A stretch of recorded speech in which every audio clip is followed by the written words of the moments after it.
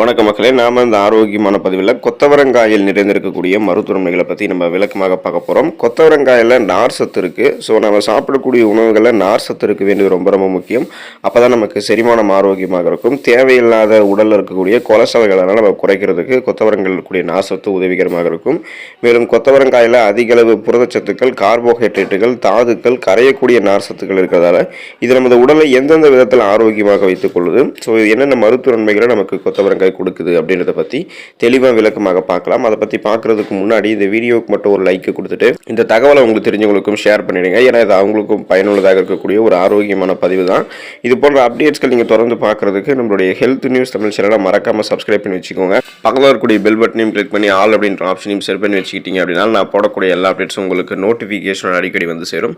சரி வாங்க மக்களே, இப்போ வீடியோக்குள்ளே போயிடலாம்.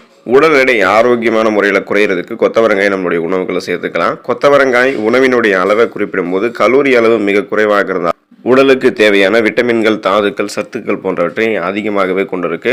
நம்மளுடைய உடல் எடையை நம்ம குறைக்கணும் அப்படின்னா கலோரிகள் குறைவாக இருக்கக்கூடிய உணவுகளையும் அதே சமயம் ஊட்டச்சத்து அதிகமாக இருக்கக்கூடிய உணவுகளையும் தான் எடுத்துக்கணும்.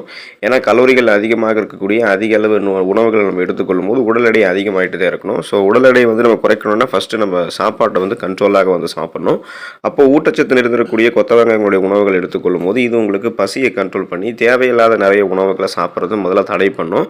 ஸோ உங்களுடைய பசியை கண்ட்ரோல் பண்ணும். ஏற்கனவே கொத்தவரங்காயில் இருக்கக்கூடிய நார் சத்து உங்களுடைய உடலில் தேங்கியிருக்கக்கூடிய கழிவுகள், கொழுப்புகள் இது எல்லாத்தையுமே உங்களுக்கு கரைத்து உங்களுக்கு ஆற்றலாக மாற்றும்.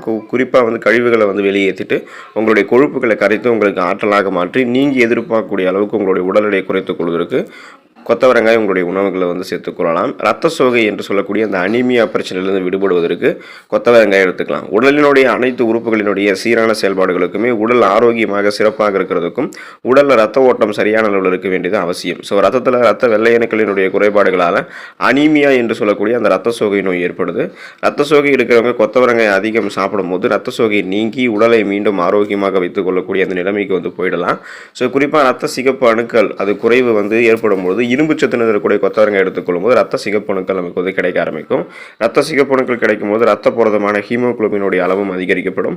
ஹீமோகுளோபின் நம்மளுடைய உடல் உறுப்புகள் இருக்கக்கூடிய அனைத்து பாங்களுக்கும் ஆக்சிஜனை கடத்தி செல்லும் போது அனிமியாவுக்கான அறிகுறிகளாக இருக்கக்கூடிய மயக்கம், உடல் சோர்வு, தலைவலி, களைப்பு, குமட்டல் மற்றும் வாந்தி போன்ற உணர்வு இது எதுவுமே இருக்காது. ரத்தம் தொடர்பான பிரச்சனையிலிருந்து விடுபடுவதற்கு இரும்பு சத்து நிறைந்திருக்கக்கூடிய கொத்தவரங்காய் நம்மளுடைய உணவுகளை சேர்த்து நோய் எதிர்ப்பு சக்தி திறன் பெற்று பல நோய்களை வராமல் தடுப்பதற்கு கொத்தவரங்காய் உதவிகரமாக இருக்கும். அன்றாடம் நாம் வெளியில் செல்லும் போது பல வகையான நோய் கிருமிகளினுடைய தாக்குதல்களை எதிர்கொள்கிறோம். ஸோ இப்படிப்பட்ட கிருமிகளால் நமக்கு நோய்கள் ஏற்படாமல் பாதுகாக்கிறது நமது உடலினுடைய நோய் எதிர்ப்பு திறன் தான். கொத்தவரங்காய் நம்மளுடைய உணவுகளை சேர்த்துட்டு வந்தோம் அப்படின்னா அது நம்மளுடைய உடலில் இருக்கக்கூடிய நோய் எதிர்ப்பு சக்தியை அதிகப்படுத்தி நம்மை பலவிதமான நோய்களிலிருந்து பாதுகாக்கும். ஸோ அப்போ அந்த விட்டமின் சி என்று சொல்லக்கூடிய உயிர் சத்தை நமக்கு அளித்து நோய் எதிர்ப்பு சக்தி அந்த இம்யூன் பவரை நமக்கு கொடுத்து இம்யூன் சிஸ்டம் அந்த நோய் எதிர்ப்பு மண்டலத்தையே மொத்தமாக வலுப்படுத்துது. இதனால் நமக்கு இருக்கக்கூடிய சாதாரண நோய்களையுமே குணப்படுத்திக்கலாம். சீசனாக புதுசாக அட்டாக் ஆகக்கூடிய எந்த விதமான தொற்று நோய்களையுமே வராமல் தடுத்துக் கொள்ளலாம். சருமம் நலம் பெறுவதற்கு கொத்தவரங்காய் எடுத்துக்கலாம். உள்ளிருந்து சருமம் அழகாக்கப்படும். நமது சருமம் எனப்படக்கூடிய அந்த வெளிப்புற தோல் நமது உடலை பாதுகாப்பதோடு நமக்கு அழகிய தோட்டத்தையும் தருது அப்படின்றது நம்ம எல்லாருக்குமே தெரியும். கொத்தவரங்காய் நம்ம எடுத்துக்கிட்டோம் அப்படின்னா இது சரும பிரச்சனைகளை தீர்ப்பதற்கு உதவிகரமாக இருக்கும். ஏன்னா கொத்தவரங்காயில் இருக்கக்கூடிய ஆன்டி ஆக்சிடென்ட் வேதிப்பொருட்கள் நம்மளுடைய அந்த முகங்களில் சருமங்கள் இருக்கக்கூடிய டெட் செல்ஸ் அந்த இறந்த செல்கள், அழுக்குகள், கழிவுகள், கிருமிகள் இது எல்லாத்தையுமே சருமத்திலிருந்து நீக்கிடும். இதனால் நம்மளுடைய முகத்தில் எந்த விதமான டார்க் பிம்பிள்ஸ் அதாவது கரும்புள்ளிகள், கண் கருவளையங்கள், டார்க் சர்க்கிள்ஸ் எதுவுமே நமக்கு இருக்காது. முகப்பொரு, கண் சுருக்கம், தோல் சுருக்கம் கூட நமக்கு இருக்காது. மின்னக்கூடிய பளபளப்பான மிருதுவான சருமம் கிடைப்பதற்கு நம்ம கொத்தவரங்காய் இதனால் நம்ம எடுத்துக்கொள்ளலாம். சருமம் நலமாக இருக்கும். மலச்சிக்கல் குணப்படுத்தப்பட்டு மீண்டும் வராமல் தடுக்கப்படுவதற்கு கொத்தவரங்காய் எடுத்துக்கலாம். ஒரு சிலருக்கு வயிற்றில் உணவை செரிப்பதற்கு இருக்கக்கூடிய செரிமான அமிலங்களினுடைய சமநிலை சீர்கெடுவதால் சாப்பிடக்கூடிய உணவுகளை செரிமானம் செய்வதில் பிரச்சனை ஏற்பட்டு மலச்சிக்கல் உண்டாகும். கொத்தவரங்காயான நார் சத்து அதிகம் இருக்கு. ஸோ இப்படிப்பட்டவங்க தொடர்ந்து தங்களுடைய உணவுகளை கொத்தவரங்காயோ பொரியல் போலவோ கூட்டு போலவோ அல்லது எப்படியாவது உணவுகளை சேர்த்துக்கொள்ளும் போது நார் சத்து கிடைக்க ஆரம்பிக்கும். மலம் இறுகி போகக்கூடிய அந்த பிரச்சனைகள் அது எல்லாமே சரி பண்ணப்பட்டு குடலில் இருந்து மலம் எளிமையாக வெளியேற ஆரம்பிக்கும். எந்த விதமான சீரற்ற குடல் இயக்கமோ கடுமையான மலச்சிக்கல் போன்ற பிரச்சனையும் இருக்கவே இருக்காது. இதய நோய்கள் தீர்ந்து போவதற்கு நம்ம கொத்தவரங்காய் எடுத்துக்கலாம். இதய நோய்கள் மற்றும் பாதிப்புகள் கொண்டவர்கள் இயற்கை உணவுகளான பழங்கள் மற்றும் காய்கறிகளை அதிகம் எடுத்துக்கொள்ள வேண்டியது அவசியம். ஏன்னா கொத்தவரங்காய் இதயத்திற்கு நன்மை அளிக்கும். கொத்தவரங்காய் அடிக்கடி சாப்பிட்டு வரும்போது மாரடைப்பு வருவதற்கான வாய்ப்புகள் வெகுவாக குறையும். ஸோ ஆல்ரெடி முன்னாடியே பார்த்தோம், நார்சத்துக்கு அதாவது தேவையில்லாத கொலஸ்ட்ரால்கள் குறைக்கப்படும் அப்படின்னு. அதனால நம்மளுடைய ரத்த நாளங்களில் படிந்திருக்கக்கூடிய கெட்ட கொழுப்புகள் குறைக்கப்பட்டு மேலும் கொழுப்பு படிவு ஏற்படும் தடுக்கப்படும். இதனால் ரத்த நாளங்கள் இயல்பான அளவில் சுருங்கி விரிஞ்சு இதயத்துக்கு ரத்தத்தை அனுப்பும். ரத்த ஓட்டம் சீராக இருக்கிறதால இதய துடிப்பும் சீராக இருக்கும்.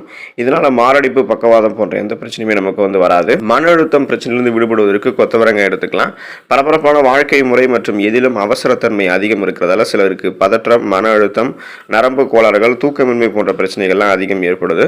ஸோ கொத்தவரங்காய் இவங்களை எடுத்துக்கிட்டாங்கன்னா கொத்தவரங்காய் நரம்புகளை வலுப்படுத்தக்கூடிய சக்திகளை அதிகமாக கொண்டிருக்கு. எனவே கொத்தவரங்காய் அப்பப்போ சாப்பிட்டு வரும்போது உடல் நலம் மற்றும் மனநலம் இரண்டுமே மேம்படும். நரம்புகள் இருக்கக்கூடிய இறுக்கம் தளர்த்தப்பட்டு நரம்புகள் வழியாக ரத்த ஓட்டம் சீராக செல்ல ஆரம்பிக்கும். செரட்டோனின் மற்றும் டோபமைன் போன்ற ஸ்ட்ரெஸ் ரிலீஃப் ஹார்மோன்கள், அதாவது தூக்கத்தை வரவழைக்கக்கூடிய, மன அழுத்தத்தை நீக்கக்கூடிய ஹார்மோன்கள் சுரக்கப்பட்டு மன அழுத்தத்திலிருந்து நம்ம விடுதலை பெறுவதற்கு கொத்தவரங்காய் மிகவும் உதவிகரமாக இருக்கும்.